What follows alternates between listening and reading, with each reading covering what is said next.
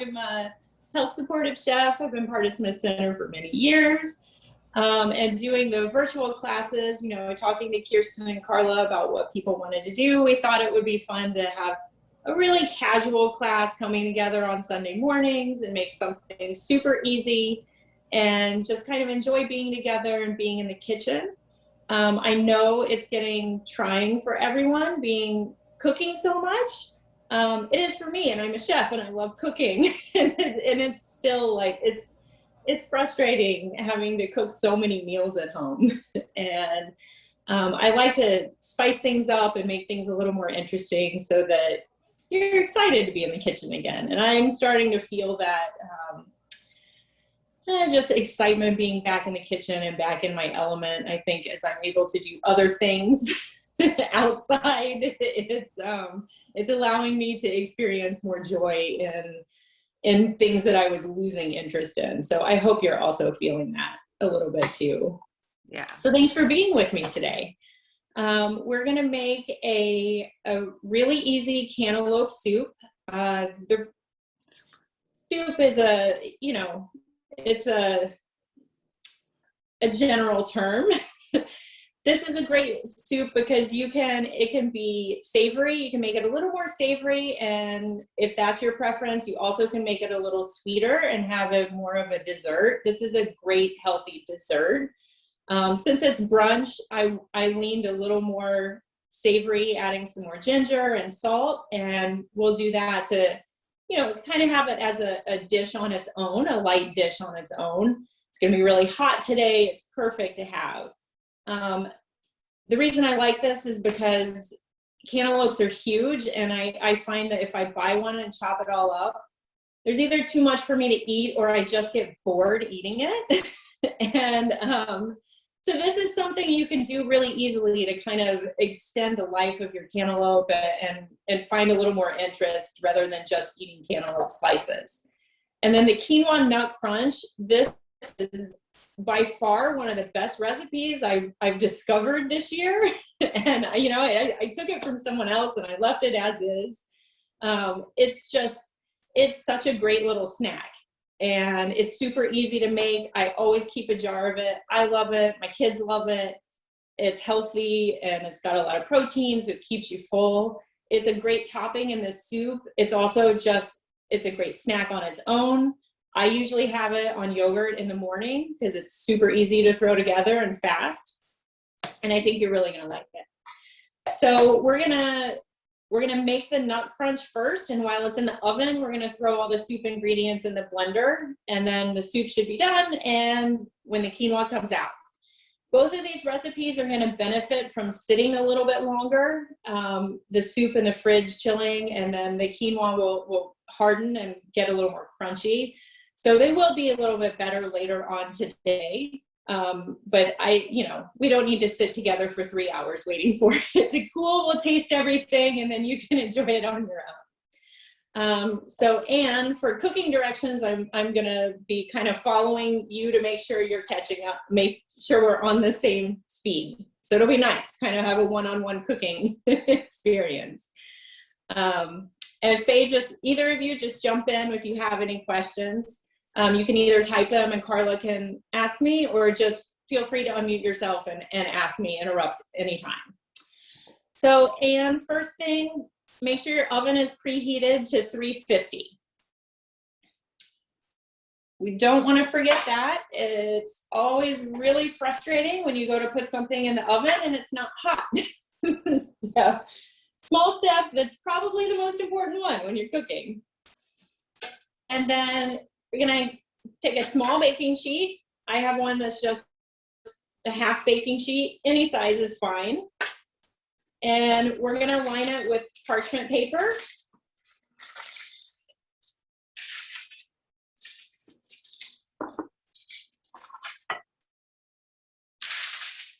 And okay, just have that ready to go.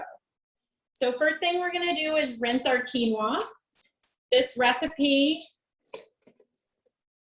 is a half cup. So quinoa is actually a seed, even though it's considered a whole grain. It's actually a seed.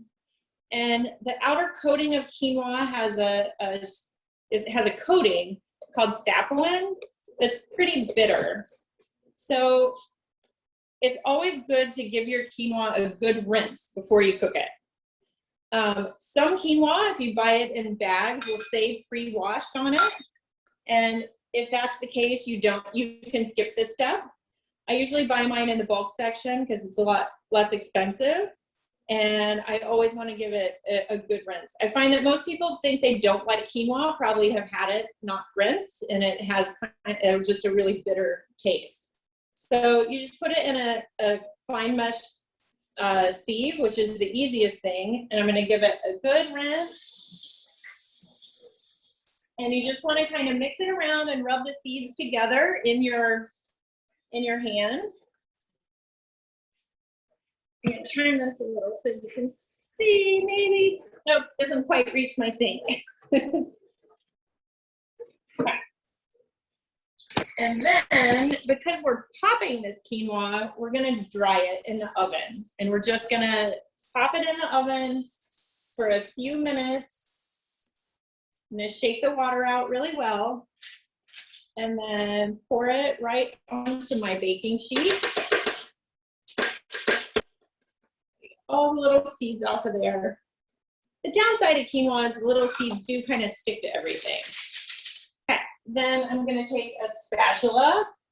I find a wooden spatula or this one's silicone work best for this sticking, and just spread it out. So because we're going to pop the quinoa, kind of like popcorn, having it dry to start just helps it cook evenly and lower your chances of burning it when you're popping it. So I have it spread in a nice even layer there. And then I'm going to just throw it in the oven while I get the other ingredients ready.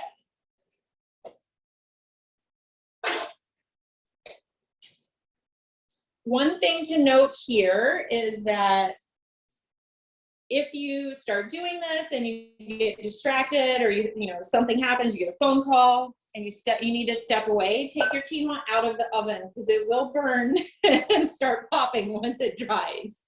So we want to leave it 5-10 minutes, but not much over that.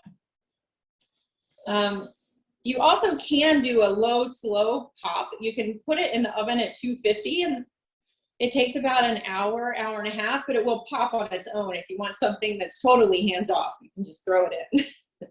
So that's another option. Then we're going to take a small mixing bowl and get all of our other ingredients ready. So we're going to get a tablespoon of coconut oil and go straight into the mixing bowl. And then we're going to get a tablespoon of maple syrup.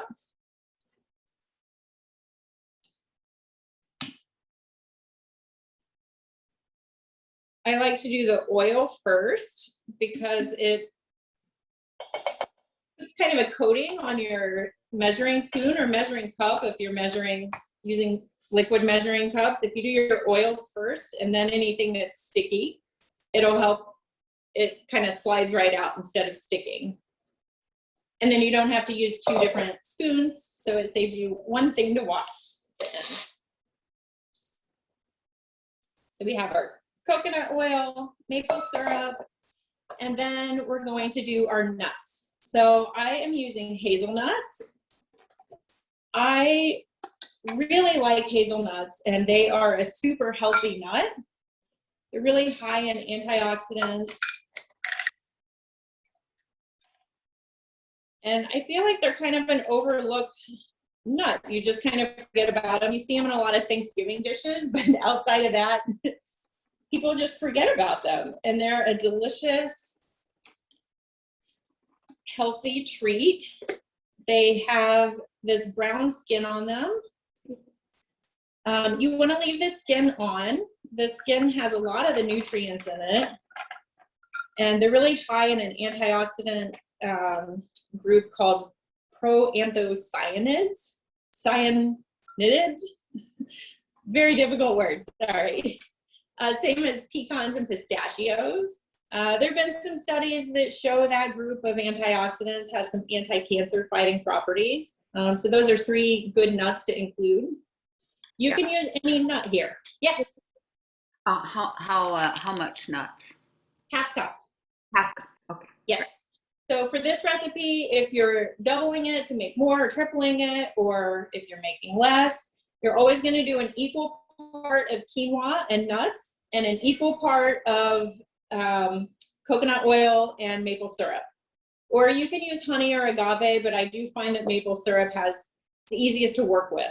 The honey is a little stickier and the agave is a little sweeter. So, you know, it's personal preference, but I do find that maple syrup is the easiest to work with. Nuts, you can use any kind of nuts here. You can use a mix of nuts. I personally, you know, you can mix it up. You can make one batch a week that's different. The hazelnuts are pretty big, so we're gonna give them a rough chop. Put my camera down a little, squat down. Okay. Admittedly, they're not the easiest nut to chop because they do roll around. So just go slowly and push your knife through them. And you just want them to kind of break up so they're in, you know, just imagine a granola, a nut granola that you get that has those kind of, not exactly bite size, but just small, like pinky nail size pieces. Just makes it stick together really well. You don't really find chopped hazelnuts. I haven't seen those anywhere. Other nuts, you know, pecans, walnuts, almonds, you can easily buy them pre-chopped, and this makes this very, very easy, quick. I find the act of chopping meditative, and I like to do it. So I tend to buy things whole. Again, it's personal preference. Okay, once you get your nuts chopped up, we're gonna go in the bowl. This recipe is a starting point. It's a basic recipe, and you can mix it up any way that you like. You can put seasonings. Cinnamon's really good. I'm actually going to do some cardamom in it today. I have some whole cardamom pods. I'm going to get 5 or 6. You can buy ground cardamom. The flavor is better if you get the cardamom pods, but it is more work. I have a mortar and pestle that I'm going to use. You also can just use the back of your knife. And with the cardamom pods, all of the seasonings inside. So there's a little, there's a seed, and then the seasoning comes out. And that can just go straight in, or you can grind it up into powder. You just crush them open. And you want to take the hard pod, is technically edible, but it's pretty hard and not the most pleasant thing to eat. Also, you've probably had Indian food where you've bitten into a cardamom pod and then your whole meal tastes like perfume for the rest of the meal, because all of that seasoning's inside the pod and you're getting all of it rather than having it distributed through your meal. And that just gives it a nice kind of just perfumey, flowery taste. Another nice thing you can do here is you can buy edible flowers. They're really easy to grow, or Whole Foods and some farmers markets a little later in the season will start to have little things of edible flowers. You can throw the petals in here and stir it up, and it makes such a beautiful dessert topping. And it makes something as, you know, easy as a yogurt parfait just look really beautiful and fancy, and will impress anyone that you have over. It's the easiest thing. Okay, so then we're going to take our, once you have everything ready in your bowl, we're going to take the quinoa out. And hopefully it should be dry on top. Might feel a little wet on the bottom, but I think that'll be fine.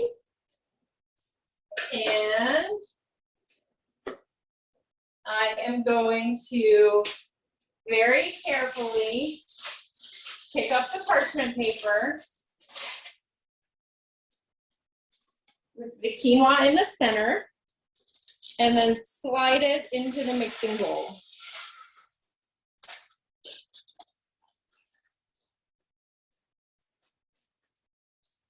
And get all of it off of there. The heat from the quinoa will melt the coconut oil. And then you just put the parchment paper back on your baking sheet. We're gonna reuse that. And then you're just gonna stir up everything in your mixing bowl. And it should smell really yummy.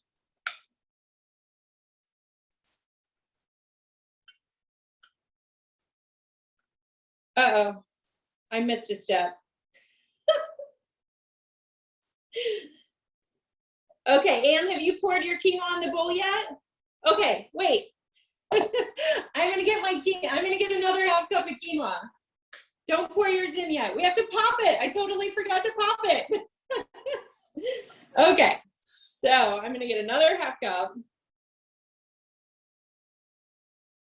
I'm glad I caught you. Okay, then we're gonna move to our stove, and we're gonna pop it on the stove just like you pop popcorn. So I'm gonna move this over so you can see me here. Okay, maybe. I'm gonna squat a little bit. Okay, I am using a nonstick. You need something that has a side on it, because when the quinoa pops up, it will pop out of your pan if you have a low frying pan. My cast iron pan or my Dutch oven work really well for this, but my wrist has been hurting and it's kind of heavy for me, and I didn't want to embarrass myself trying to lift it in front of everyone. So I'm using this one, which is a little big for this purpose, but it'll work fine. So we're gonna turn our heat on to medium. And then your dry quinoa is gonna go right into the pan. You do have I did put my phone up here so you can see the question. Yes. Did you put a drop of oil in the pan or not? We're gonna do it dry. Okay. Yep, we're gonna do it dry. It just keeps it a little healthier. So this is a really good snack on its own, you know, without making the topping. You can pop quinoa, you can pop amaranth, which is another small healthy grain. And if you're gonna have it as a snack, just like popcorn, I would put a little drop of oil, maybe a teaspoon, just enough to coat it. Same process, you just put oil in at the beginning instead of doing it dry. And then when you take it out, you can sprinkle some salt or nutritional yeast if you want that kind of you know, buttery cheese popcorn flavor. You can it's good with Cajun seasoning if you want something a little spicy. But it's just a great little snack on its own. Quinoa is super healthy. It's a complete protein, so it keeps you full. It's packed full of, it's got manganese, magnesium, zinc, copper, it's high in fiber. So it's just it's a really good ingredient to have in your diet in any way that you can get it. Yeah, Kara, you introduced me to quinoa. So, Oh, thank good. you. You're very welcome. And it's fun to find new ways to use it. You know, you get kind of bored just having it as a rice substitute. So it's like, and it is a great rice substitute. But it's always nice to have different ways of eating it. And I find, you know, I have 2 little kids, and something like this. Oh yes, Anne, I've had a second little girl since I've seen you. She's turning 1 on Tuesday. And then my older daughter will be 3 in August. So I'm always looking for little healthy ways of. Oh my God, that's fantastic. Thank you. This is one of their favorite snacks. It's got maple syrup in it, so it's sweet. You know? Okay, so you should start hearing it pop. You have 2 options here. Now, hopefully you can see me. You can shake your pan back and forth, or you can take a spoon and stir it around.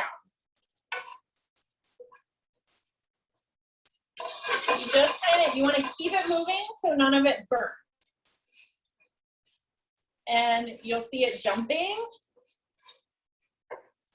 I'm sure, hopefully you've made popcorn before, and it's the same thing. You're gonna keep cooking it until you don't hear anything. Oh, thanks, Carla. Until you don't hear anything else popping. So if I leave it, you can see them jumping. Which is why you need something with a higher side. But as you can see, the oil is not necessary. It pops on its own. And what the oil is for, if you're having it as a snack, it's really to get a coating to stick to it. So if you're gonna add salt or Cajun seasoning, or Parmesan cheese, if you eat cheese is good with it, then you need something to get that to stick. Otherwise it's just dry. So that's what the oil helps you with. It doesn't actually make it pop. Okay, and it should be starting to brown. If you see smoke, turn your heat down.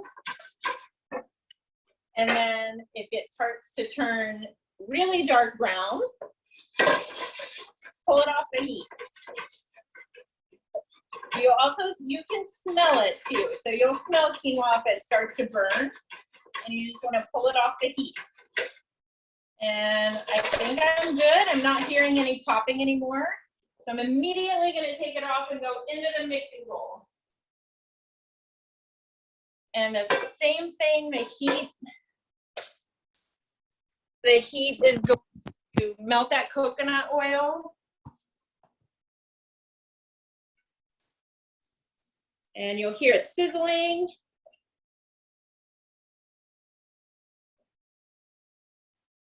And what I'm gonna do, because I messed up and now I have a full cup of quinoa, I'm gonna add another tablespoon of coconut oil, just to make sure I have enough oil in there to get it to stick together. And another tablespoon, so I'm basically doubling the recipe at this point. Another tablespoon of maple syrup. I just want to make sure with the extra quinoa that everything sticks together really well. And then I am going to add some nuts. I always have nuts in my freezer, so I'm going to grab something that's chopped. Actually, I have some pine nuts. So I'm going to grab some pine nuts because they're perfect size, and add a half cup of those.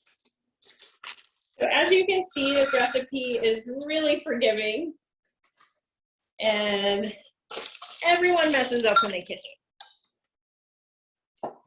Very rarely do you make mistakes that you can't somehow fix. So hopefully this helped you, in case you do mess up, figure out a way to fix it. Yeah. What's kind of the difference, like if the quinoa is popped or not popped? It's flavor. Okay. So you can totally make this without popping the quinoa. Popping the quinoa gives it a really, really nutty flavor. Okay. And it's crunchy, so it makes your crunchy topping extra crunchy. Gotcha.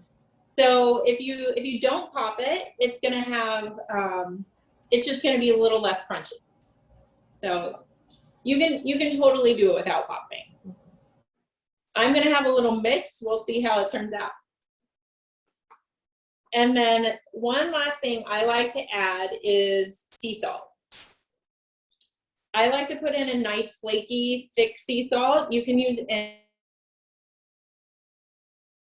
any salt, a pinch, not too much.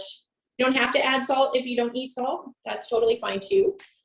I like the salt brings out the sweetness, brings out the flavor of anything. The thick salt, because it had, or the flakier salt, because you actually taste it. So instead of being distributed through the whole thing, you actually get bites of little salt. Kind of. One other thing, you sprinkle it on top when you're done. And you see chocolate like that a lot. Then we have our parchment lined baking sheet. We're gonna pour back on the sheet. And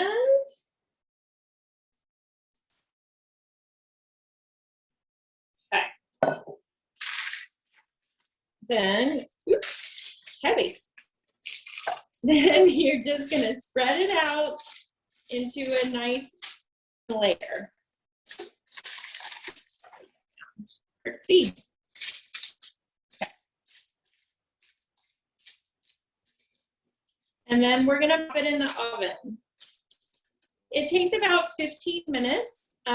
You want to try it once at least.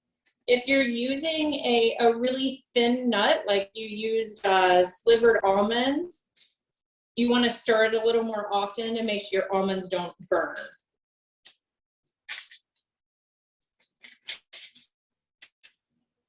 These are pretty thick nuts.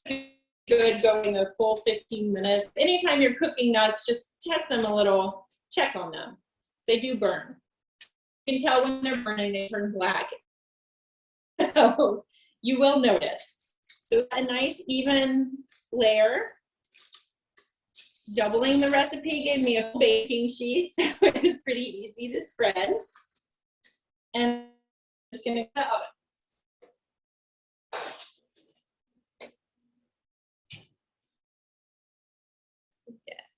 Okay.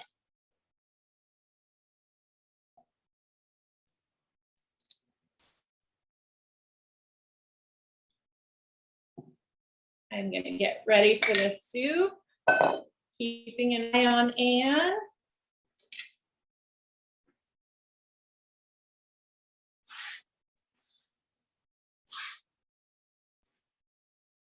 And I'm just gonna give my cutting board a quick wipe.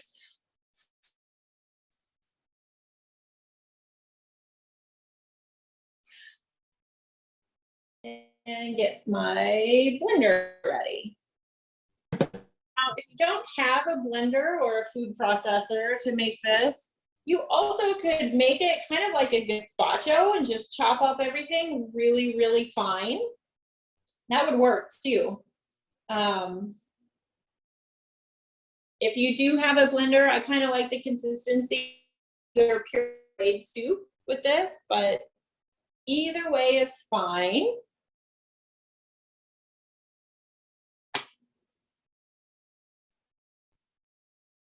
Let me grab my yogurt. I have it ready. Okay, Anne, how we doing? You got it in the oven? Yeah, I got the oven. I'm catching up on the cantaloupe. Excellent. Right, All right. right. So now we're going to chop our cantaloupe. Yep. There's no right or wrong way to chop these. So I find the easiest thing is to cut the ends off so that you have a solid, something flat, so that it's not rolling around. So if you cut both ends, and then what I like to do is cut maybe about 1.5 inch half moons.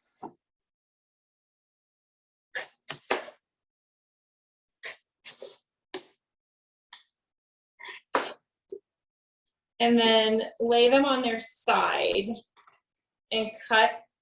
I'm gonna make sure you can see my knife here.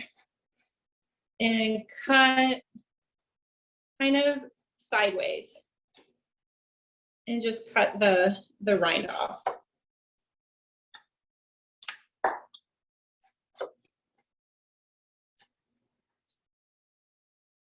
And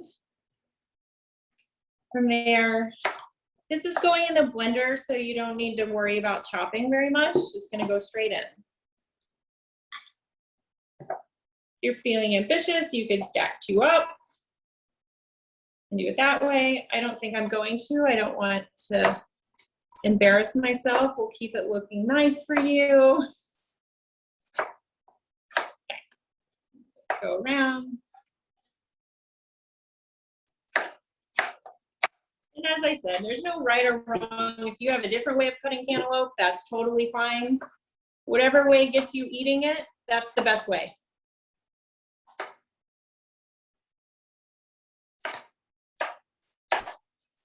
Now, some melon rinds you can pickle and eat. I don't know if you can do cantaloupe. I don't think I would try it. I think it's got that webbing on the outside, technically edible. I don't know how pleasant it would be to eat. Watermelon rinds, on the other hand, are quite delicious pickled. I've seen people cooking them too. Haven't tried it yet, but always looking for ways to reduce waste in the kitchen. Okay, so half of my cantaloupe is about 4 cups. That's all I'm gonna make.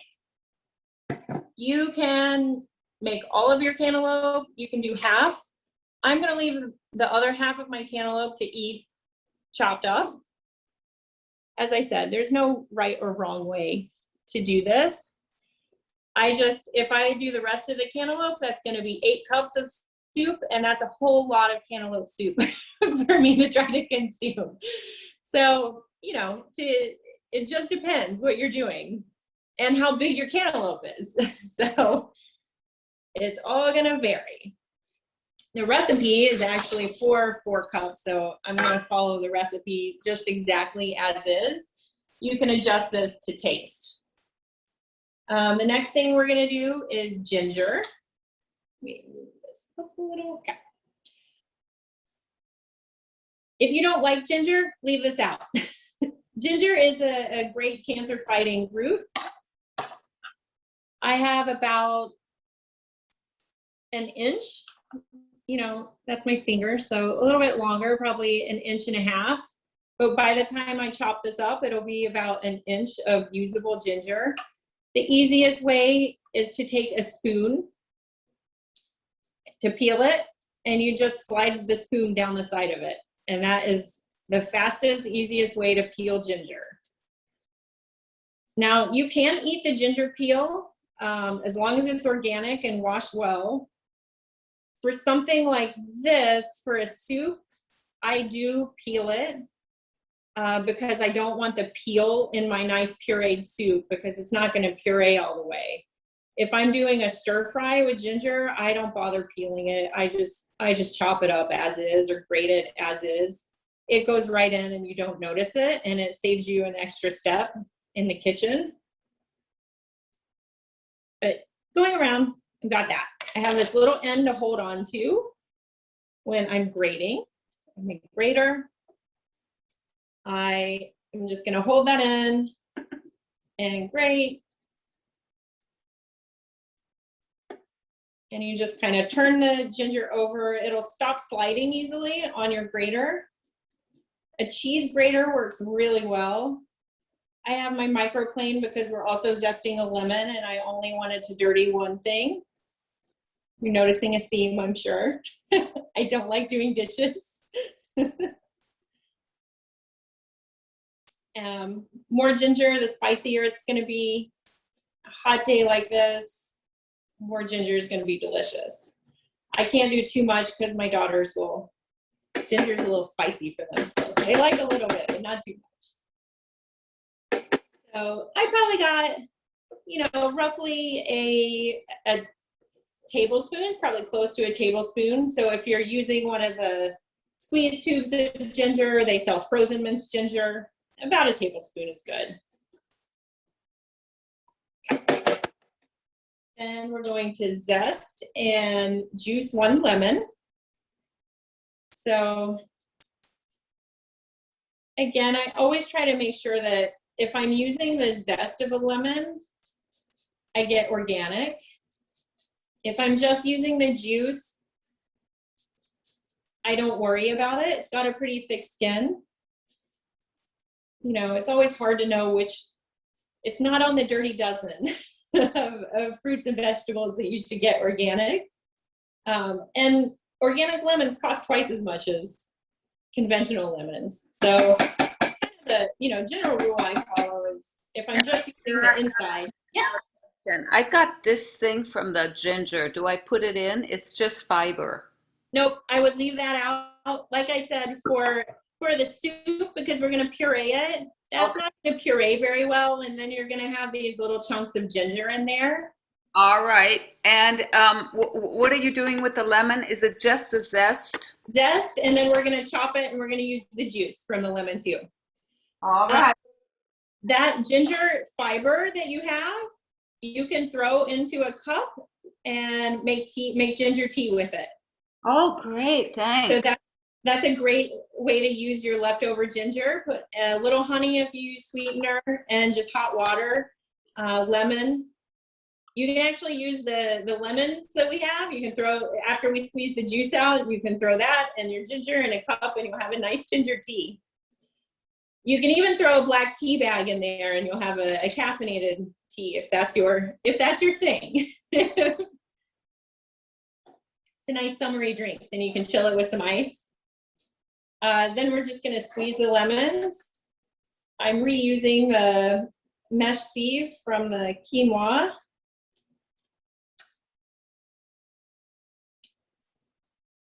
And I'm starting to smell my, oops. This lemon wasn't very juicy. I'm gonna grab another one because I want a really strong lemon flavor in mine. And I had a feeling that that lemon was pretty old and it wasn't gonna have a lot of juice.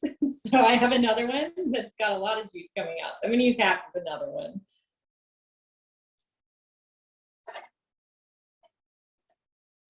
And you're gonna get from a typical lemon, you'll get about a quarter cup of juice. So about 3 to 4 tablespoons usually, if you're measuring.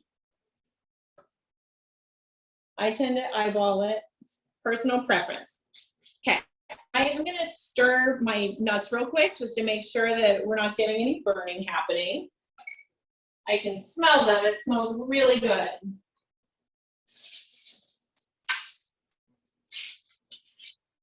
And you'll notice it still looks the same and you're thinking, how is this gonna become a nut topping? I promise, the coconut oil, when it hardens, is gonna hold all this together. I'm gonna go back in, I don't see any burning, but my pine nuts are turning brown. So I am gonna pull it out in about 5 minutes, which should be about the right amount of time for you too, Anne. Okay, now I've got my lemon juice, ginger. Now we're going to do yogurt. So I am using plain yogurt. If you are vegan, coconut milk is a great substitution. The coconut milk is gonna give it more of a dessert flavor though. Just because we're more used to that flavor profile in desserts, then so it's gonna give it and the cantaloupe is sweet. With coconut oil, that is or with coconut milk, sorry, or coconut cream, it's a really wonderful dessert. Okay, then I have some mint. I got 2 sprigs out of my garden. The recipe has 10 mint or basil leaves. Okay, wait. I'm running. Yeah. Okay, so I'm on, wait, I missed one step here, which was, oh yeah, I don't have any coconut. I don't have any yogurt, but I have oat milk. That'll work. I wouldn't use a half cup though, because it'll make it really watery. Okay. I would use about a quarter cup of oat milk. Okay. And that'll be good.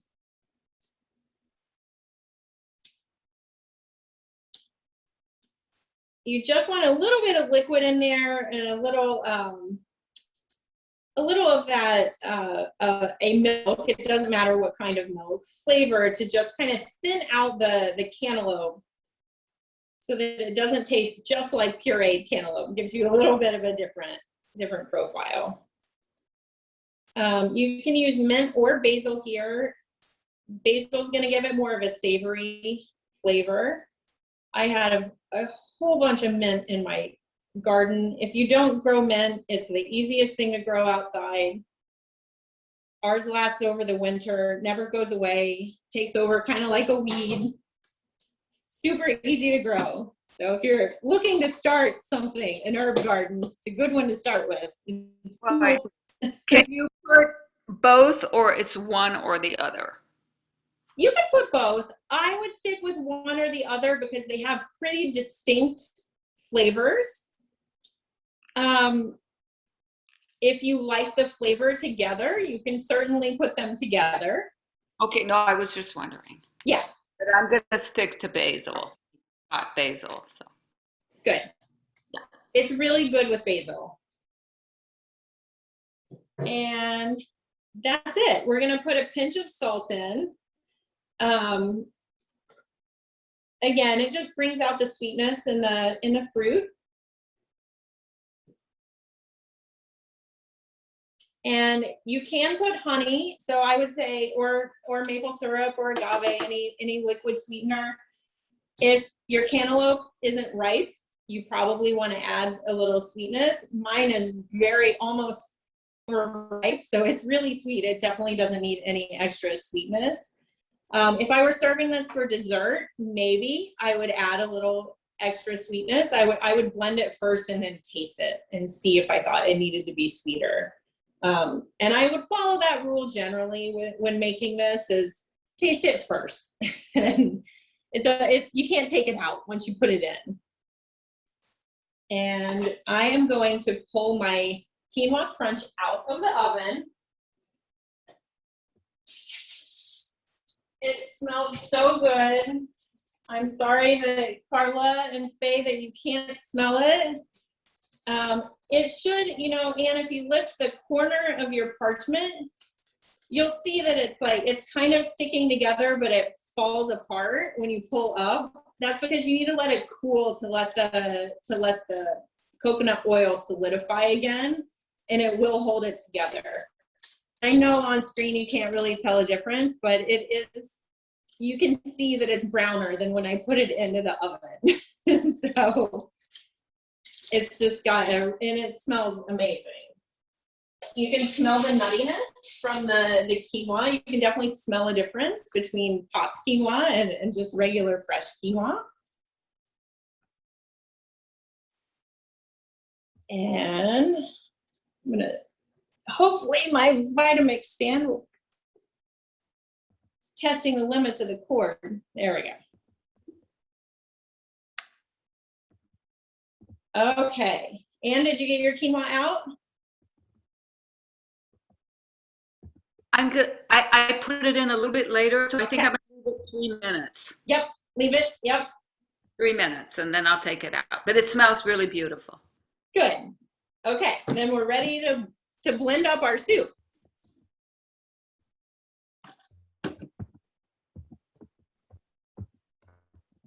I am using a Vitamix because that's what I have out. You can use any blender. Food processor works. As I said, you can also just chop everything really small and make kind of a cantaloupe gazpacho. This might be loud. And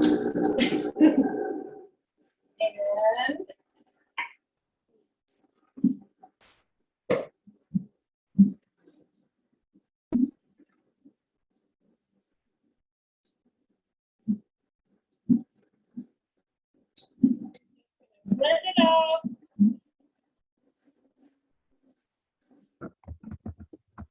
I'm not going to expose you to the high Vitamix sound for very long, but just puree it until you think it's ready, until you get the consistency that you want.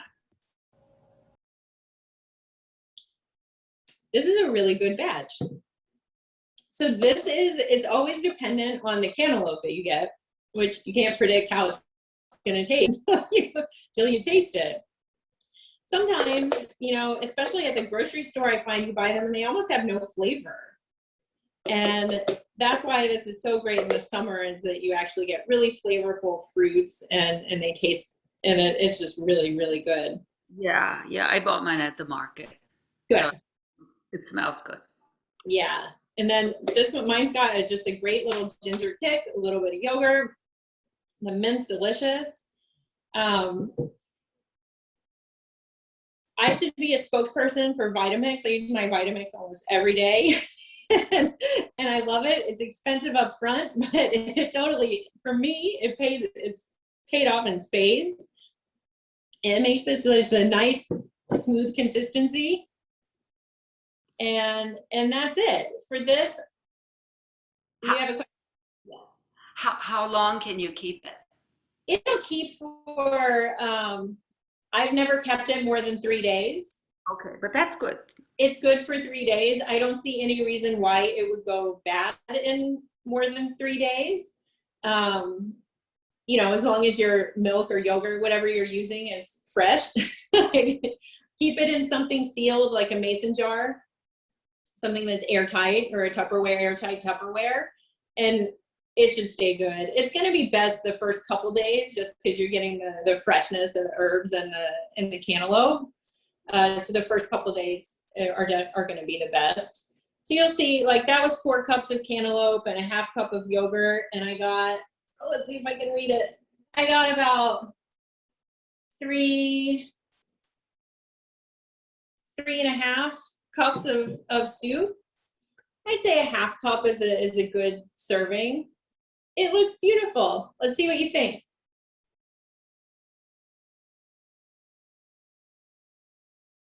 Good? Wow. Very nice. It's nice, isn't it? It's just such a simple, easy way to enjoy cantaloupe in a different way.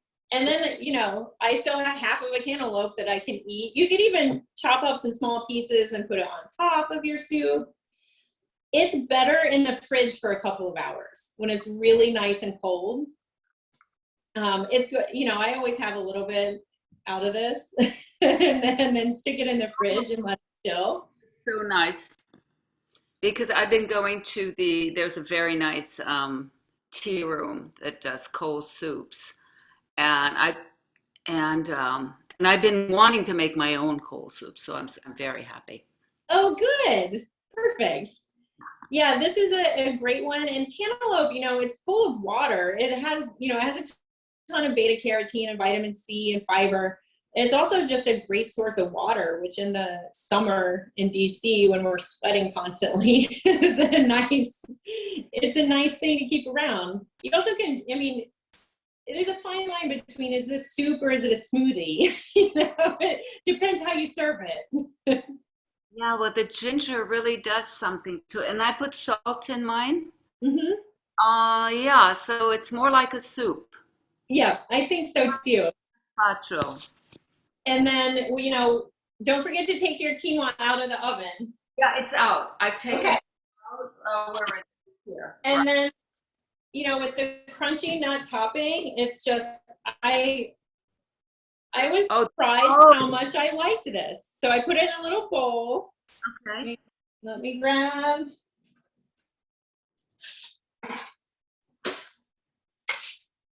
And your quinoa will start to harden pretty quickly. And you get these, and it's not hard enough for me to totally show it, but you'll get these nice pieces, kind of like a granola. Oh. And it can go straight on.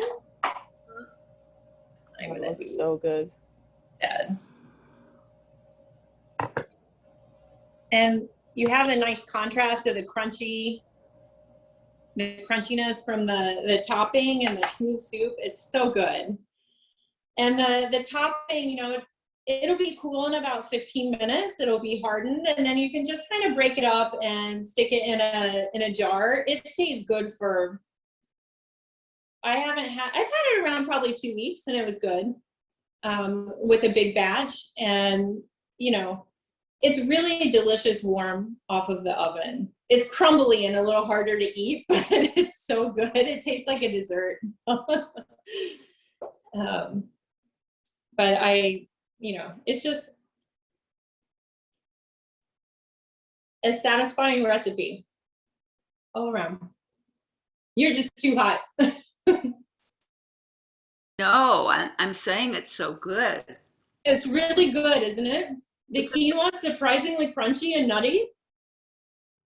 Fantastic. It's like a granola. I don't eat granola anymore, so mm. It is. It's like a fancy granola. Just feel fancier eating it. It's healthy. It's anytime you make, you don't eat granola, but anytime you make snacks like this at home, they're so much healthier for you.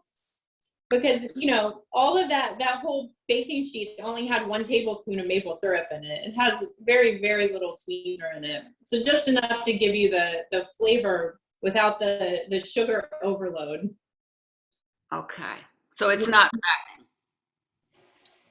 The coconut oil, a tablespoon of coconut oil has a decent amount of fat in it, if like comparatively to other oils. It's monounsaturated fat. There are, there's competing information, just like everything in nutrition. There's competing information about whether that fat is good for you or not. I think mixing up your fats, so having some coconut oil, some olive oil, some canola oil, mixing that up is really good, and getting some variety in the types of saturated and monosaturated and unsaturated fats that you're getting. Your body needs fat. It does have fat in it, but it's a low amount. Also with the quinoa, quinoa is a protein. So it's going to help your body process fats, and it's going to help with the blood sugar spikes too. So it's a nice balanced snack to have for sure. And it's going to help you feel full. It's not keto. It's not keto friendly. It does have fat in it, but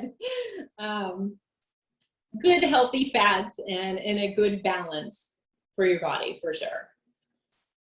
So I wouldn't say it's fattening, but it's not a low fat. if that answers your question, just to confuse you, it's right in the middle. And you're also not going to eat, well, you could, but you're probably not going to eat the entire baking sheet in one sitting. So you're getting very, very little. And, this probably has maybe a 1/4 teaspoon of coconut oil at the end of, in the small amount that you're going to eat in one sitting. So also keep that in mind. And that's it. That's the class. That was wonderful, Kara. So nice to see you. Even if it's not in person, it's fantastic. You certainly got me working. Thanks. So you did all that. You made 2 dishes in an hour. I mean, really in about, if you're doing it at home by yourself, 35 minutes, start to finish. Now, once you know what, yeah. Oh, it is wonderful. I love it. Do it again. I'm so glad.